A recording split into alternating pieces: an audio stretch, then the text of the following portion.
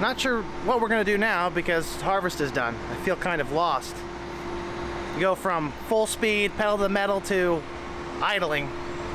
Thinking about working some ground. We saw some people putting on some anhydrous in the area. So there are things on our list that are quickly approaching. Once the ground condition's good, we can go ahead and do that.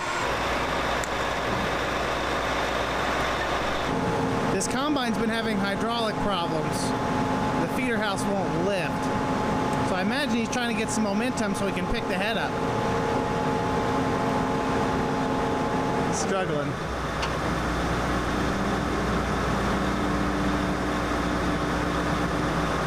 Not enough power? Not enough hydraulic, I guess. How does she get to work in the field? Do the same thing you did, up and down. How long? I think it's sporadic. It's an interesting predicament. Our other combine's 7 miles away from here.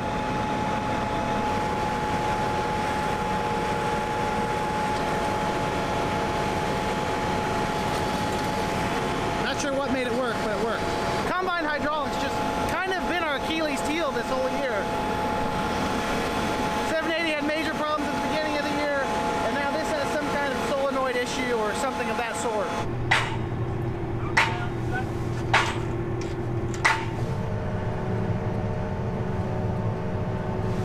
Got the whole family helping today.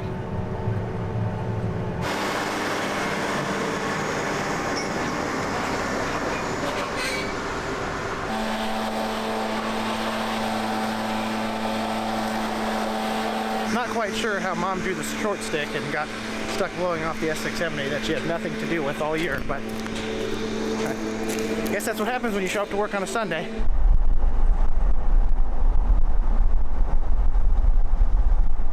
Part of me thought that that rutted up mess would look better after a week, but it has not improved at all. It almost looks like we've already worked the ground, it's so bad out there. Hopefully we get an opportunity here in the next few days to fix those evils. We do have that little bit of beans here on the 780 from that patch we cut, so we're gonna get those off and get this combine ready to move, or at least get it done with all our stuff. Our days of climbing the ladders on this combine are about over for the year, thankfully, because I was getting worn out and I don't even run this thing full time. I would much rather be in a planter tractor than in a combine. It's just easier.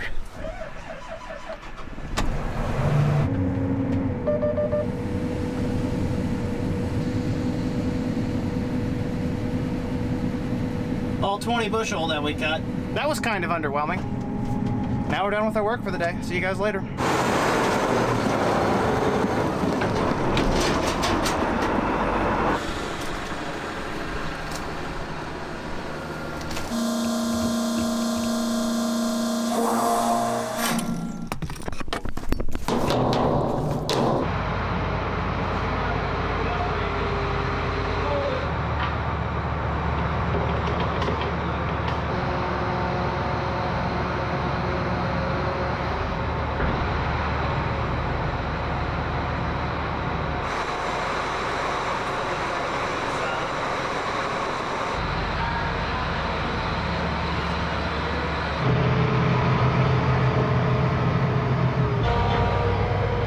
As we established in a previous video, the 9620R is too tall to fit here in this red barn, so we have to use this 8310 to get it out. Then we'll bring the big dog over here. Sledgehammers make everything so much easier. They can also do quite a bit of damage. Kind of a yin and a yang type deal. Checking the oil on the combine as if I wasn't just here 45 minutes ago doing all that before I dumped. Whatever.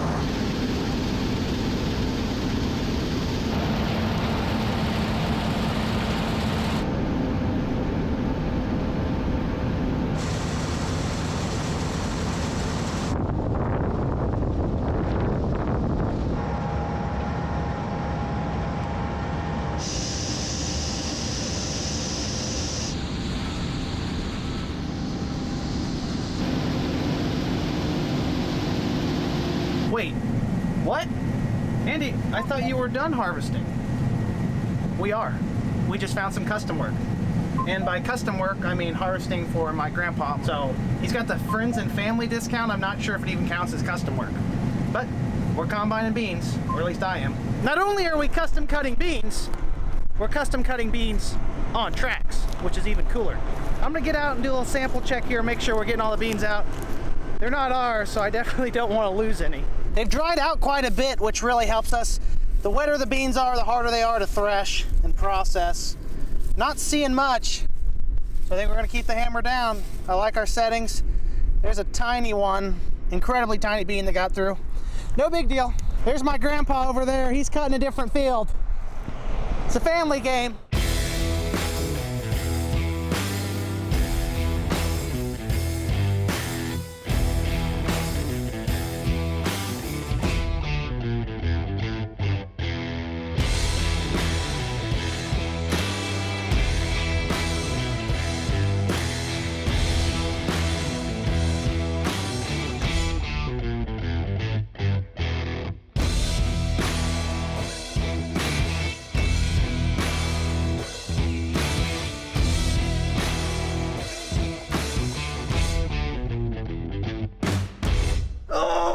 In traditional Harvest 2021 fashion, TG Minneoga is not only backed up, they are full of beans. So they're loading a train. We're either gonna wait till tomorrow or we're gonna drive 25 miles out of our way, haul these beans out of the field for my grandpa just so we can cut. I'm kind of leaning that way. We called in Chris with a 10-wheeler.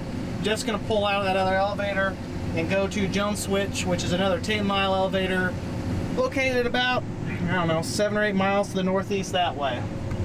I want to get these beans done tonight. I don't think I'm supposed to take their dirt with me, but it's a little soft out here, and occasionally, if you're not careful, you dig into the ground. I think that's what the spot's for, is to catch mud. I wish I was kidding with what I'm about to say. This elevator here was full, so we went to a completely different branch of elevators, Tate and Lyle and Mattoon, also called Jones Switch. This is about 15 miles out of the way. Take one load there, it's fine. Take another load there, and then they tell us, well, actually, we're full, so you gotta go somewhere else. How do we run into that situation twice in one day? That's bad luck, I guess? I don't know. That's just frankly kind of frustrating. I wish they would have told us that they were about full. They wouldn't have sent a truck. We're not gonna finish this field today just because we won't have trucks. So, all right, we made progress. That's what we're here for. We're a supplement, not the main dish here. It's a beautiful evening to be in a combine, that's for sure. I've been running the reel at what appears to be warp speed, trying to get these beans up. That way I don't have to leave them. Because once they're flat, you're not getting them. Light time. I am so sick of the stupid windshield. I always do that. What in the world? Okay, lights are on. No, everyone calm down. No big deal. It's a lot of beans getting thrown in there. That's gonna do it.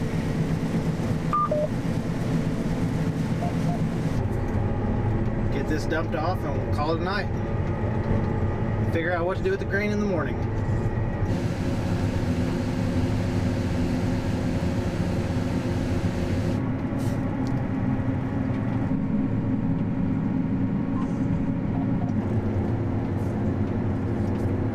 This looks a good spot.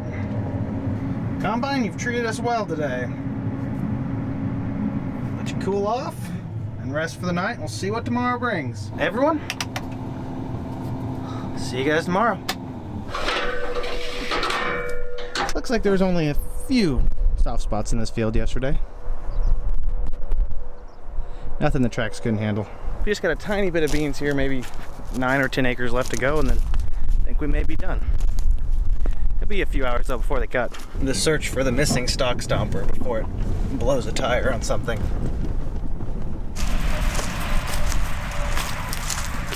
We're not having much luck locating this. Field's only 45 acres or so, but still finding that stalk stomper is kind of like finding a needle in a haystack. It's really gonna be luck more than anything if we stumble across it. The statistical likelihood of us locating it is slim to none, unless we knew where it happened. But the problem was, it's the row right under the track or right before the track. so the corn's flattened anyways. If it was on the outside row, we'd be able to pinpoint an area where it had to have been on and then an area where it was off. So I might just give up. It's a little bit after noon on what is an absolutely beautiful day here in Central Illinois. Truly a gift from God to have near 70-degree weather in mid-November. So anyone who's got soybeans left, this is a great opportunity to punch out a lot of them. We're gonna go ahead and cut this last 8 or 9 or 10 acres for my grandpa, and then, like I said, we may be done. It doesn't really bother me either way if we have to help him more or not. We're more than happy to assist him, his family, and quite frankly, helps us relax a little bit when everyone else in the family gets done.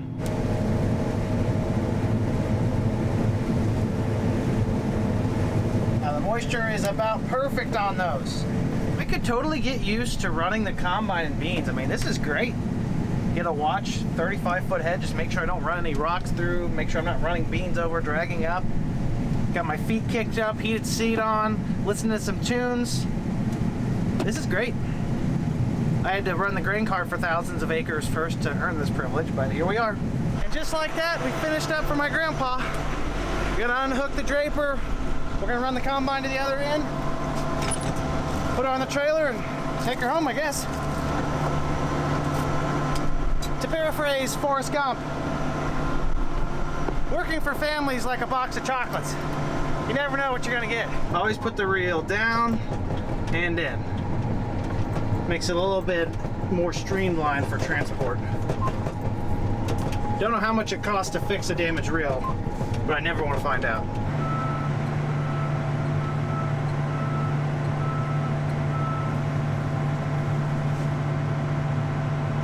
According to the combine, we use 70 gallons to harvest about 63 acres, which is a little over a gallon an acre. I'm not a harvesting expert, so I guess that's decent. It seems like a lot. Although I have said numerous times that the 780 just absolutely sucks down the fuel. It's incredible, but it also covers a lot of ground. I'll let you take that comfortable riding thing home. 70 gallons. 70-gallon fuel? That's what I said.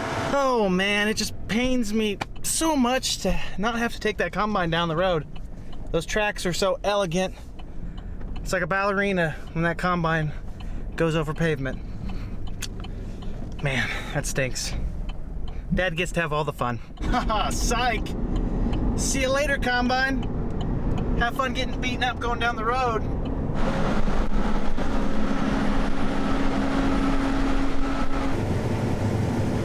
Hey, we were headed home and they called us, had another 40, so we figured why not help them out. Seems like the perfect place to sit while you wait on trucks. Oh, there's Dad right there, locking his brakes as he brings it up. Well, back to it. That was short-lived. Beautiful day outside, almost 70 degrees. That's the boss in that semi, so I may get kicked out of here. Huh, much to my surprise, I was not evicted from the combine. Maybe this is a permanent promotion. We're out of government juice. Only got 11 acres left to go, so maybe we won't need any. Not even sure what happens with these final Tier 4 engines if they run out of DEF. My pickup truck will eventually derate the power, so I don't know if they'll do that or what. You're gonna have to take my word on it because the window completely obscures any visibility with the sunlight. But there's a bald eagle sitting out there. There's a big bird. I've seen a lot of them the last few days. This is very patriotic around here in Illinois. Oh yeah, 100% an eagle carrying a rabbit. You probably thank me for that kill. Looks pretty dry. Don't see why there'd be any issue here. That's what the tracks are for. For the really dry stuff.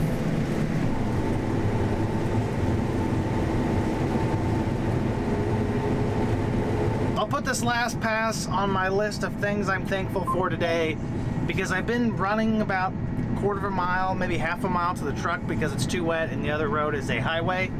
And I would have been kind of disgruntled if my grain tank would have been full and I would have had to come all the way back to cut like a half an acre. So it all fit on, can't complain.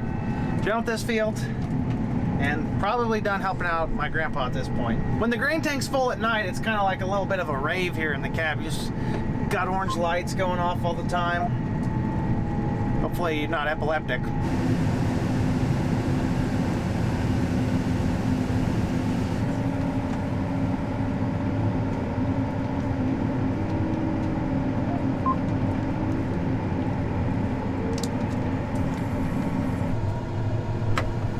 Might as well get comfortable while she cools off. Surely I'm too large for an eagle to kill, right? I don't think he'd wait out here on me, but stranger things have happened. Rest easy, Combine. This should have been your last evening of work. Can't say that Marty doesn't always do nice things. He left the light on the pickup for me, so when I walked back from the Combine, I didn't step in a hole and break my ankle. Very kind of him. Somehow my dad beat me home while simultaneously getting a load dumped at the elevator. That's pretty impressive. Can you guys smell that? Anhydrous ammonia.